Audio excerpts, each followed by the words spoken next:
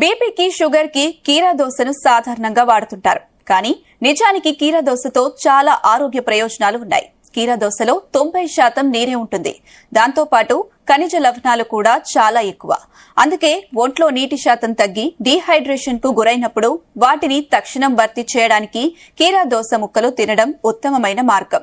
కీరా దోసలో పొటాషియం శాతం చాలా ఎక్కువ. హై బీపీ ఉన్నవారు క్రమం తప్పకుండా దీన్ని తీసుకుంటే అది రక్తపోటును నియంత్రణలో ఉంచుతుంది.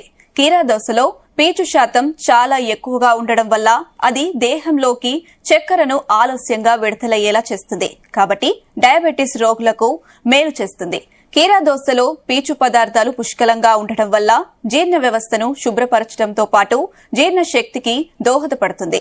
మలబద్ధకాన్ని నివారిస్తుంది. కీరా దోసలో మేనిని నిగనిగలాడించేలా చేసేందుకు ఉపయోగపడే మెగ్నీషియం వంటి పోషకాలు చాలానే ఉంటాయి.